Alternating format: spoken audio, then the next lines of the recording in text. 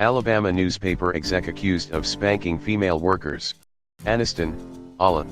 The chairman of a company that publishes 6 newspapers in Alabama has been accused of assaulting female employees by spanking them while he was a newsroom executive decades ago.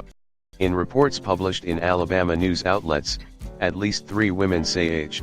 Brant Ayers, who became a nationally known voice of Southern liberalism during his tenure as editor and publisher at the Anniston Star, assaulted them in the mid-1970s, once using a metal ruler. The women and other former newsroom employees say Ayers had a reputation for spanking other women. Ayers, now 82 and chairman of Consolidated Publishing Co., which operates 6 papers including the Star, issued a statement saying he did some things I regret when he was a very young man with more authority than judgment. An online publication, Alabama Political Reporter, first reported the allegations of former Star employee Veronica Pike Kennedy.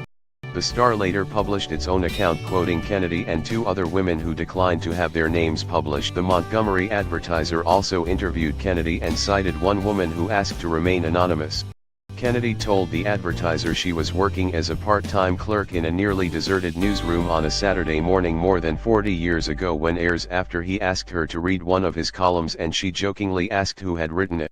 And he said, "Oh, you are being a bad girl." Kennedy said, "You know what I do to bad girls? I spank them." Ayers forcibly pulled her out of a chair and whipped her with a metal ruler, Kennedy said. Kennedy said the episode led her to seek counseling years later. "It was hard to trust anybody in authority for a long time after that," she said. "I had anger I didn't realize I had." Mike Stamler told the Advertiser he was in the newsroom that day, working on a story. He said he remembered seeing Ayers and Kennedy disagreed about something, then saw the assault. "I was stunned," he said.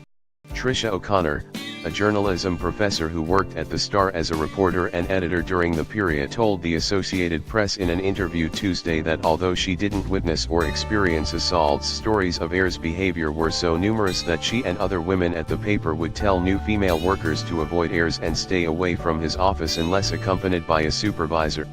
"We took it to upper management and said we need assistance.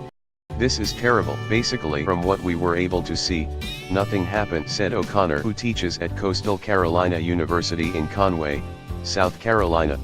Ayers did not return an email seeking comment. He addressed the accusations in a statement published by the Star on Monday.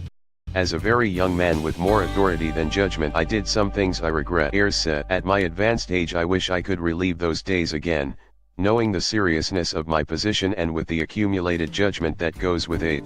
The incidents described are too old for any criminal charges to be filed." Ayers stepped down last year as publisher of the Anniston newspaper. His successor, Bob Davis, did not return an email seeking comment on Ayers' position at Consolidated Publishing. Ayers is a member of the Alabama Academy of Honor, which recognizes living Alabamians for their achievements. His syndicated column has been carried in papers statewide. A longtime advocate of progressive policies in a deeply conservative state, Ayers has written articles for publications including the New York Times and was once a regular contributor to Morning Edition on National Public Radio.